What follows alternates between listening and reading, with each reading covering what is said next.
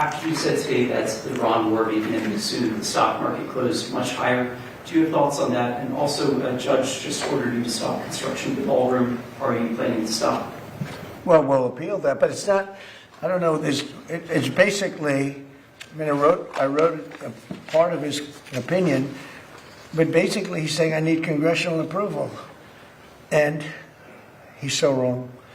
This is being financed privately. It's a donation that's being given by companies, very rich people, so that for 150 years they've wanted a ballroom here. We're going to have the finest ballroom, I believe, anywhere in the world.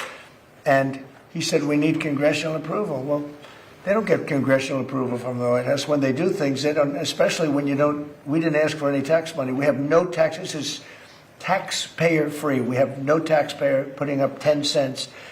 And I see right here, I just wrote it out, he said we need congressional approval. Well, we built many things at the White House over the years. They don't get congressional approval when they build in the White House. It's totally separate. And especially when it's a donation. I mean, the ballroom is a donation. It's gotten great reviews. People love it. And presidents for 150 years have wanted this ballroom to be built, because when we have President Xi or other presidents or prime ministers coming, we don't have a big room. We have the East Room, which is very small.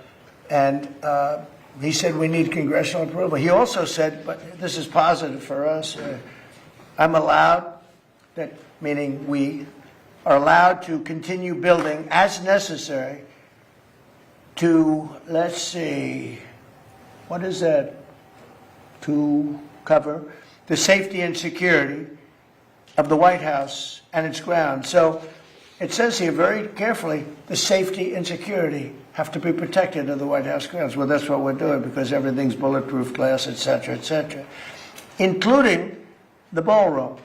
And then it goes construction and all of the things necessary. It says personal safety of the president and his staff are a part of that. So it talks about that we're allowed to continue building. In other words, he put an order on, and even that he gave 14 days. We don't need it, because that's what we're doing. He's allowed to continue building as necessary.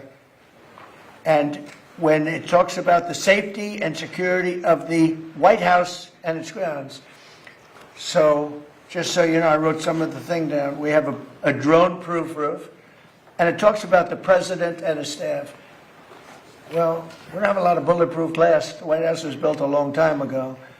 This has the highest level of, in fact, they call this grass, the glass,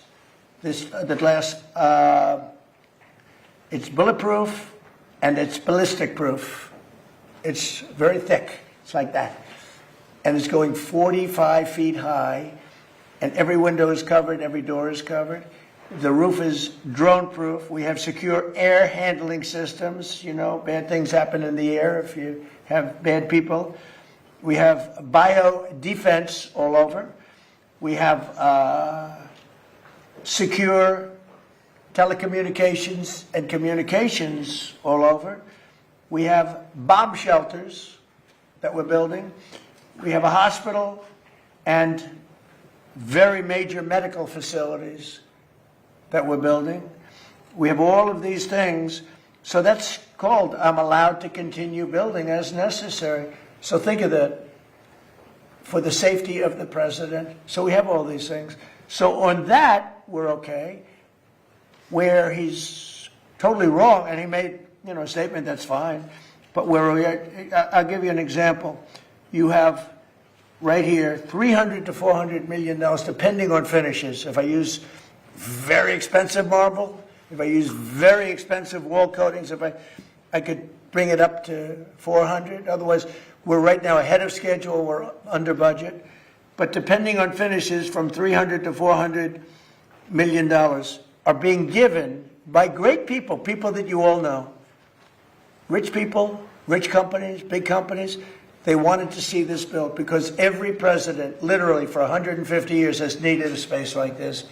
Many of you have gone to the tent when we have a president of a big country or somebody being honored of great distinction, and they sit in a tent, and if it rains, you get soaked because the grass gets wet here very fast. It's a very wet area. They used to call it a wetland, but I guess they don't do that for the White House, but it's essentially a wetland. And when it rains, you're in trouble. The water can go up to 3 to 4 inches over their shoes. That's not a good feeling for who was Prince Charles, who will be here next couple of weeks, is King Charles, who's a great guy. We don't want him to sit in a pool of water. And they've been wanting this for 150 years, and we're building it, and it's covered perfectly. What's not covered perfectly is the fact that the judge said we need congressional approval. Many things have been built in the White House. They haven't gotten congressional approval, especially when the money is being not put up by the taxpayer. The taxpayer's not putting up a dime. This building was necessary for many years by the fact that I've built many ballrooms, and I built many things, and I know how to build. I'm not building the Federal Reserve where the guy's spending $4 billion for a tiny little building, $4 billion for the Federal Reserve building. That contractor is going to be one of the richest men anywhere in the world after he finishes the Federal Reserve. The man is totally incompetent. Jerome Powell is totally incompetent, and he's got to get out of office pretty fast. He's doing a bad job, but he's also done a bad job in shepherding the construction of that building. Do you know they ripped down a part of that building, and it was they say it's one of the nicest buildings in Washington. They ripped it down. So we feel, and we don't feel, we know that congressional approval is not necessary to put up a ballroom. And many things have been built on the site, they've never gotten congressional approval. And especially when the money is all put up. This is all donations by people that love our country, that love the White House, and that feel it was very necessary. Mr. President, a couple of questions for you on Iran, but first one that affects Americans here at home, gas prices. Today they hit $4. We have $4, yeah, and we have a country that's not going to be throwing a nuclear weapon at us in 6 months. But Americans are feeling the effects in the interim of and they're also operation. feeling a lot safer. What is the plan to bring them back down? All I have to do is leave Iran, and we'll be doing that very soon, and they'll become tumbling down. And stock prices were up today almost to a record because they know two things. Number one, we have a safe country. We had to take a little detour because we had a madman named Khomeini who sadly is no longer with us. And we had regime change already. We've knocked out one regime, then we knocked out the second regime. Now we have a group of people that are very different. They're much more reasonable, I think much less radicalized. We've had regime change. We're dealing with people that are much more rational, and it's amazing what we've done. We had to make a little detour. So when the stock market broke all records just a few weeks ago, when it hit 50,000 on the Dow, 7,000 on the S&P, I said to the American people, it's time that we have to make a little detour because we have a madman that wants a nuclear weapon. And if we didn't knock him out with a B-2 bomber, we would have a nuclear weapon right now. It would have been used before today.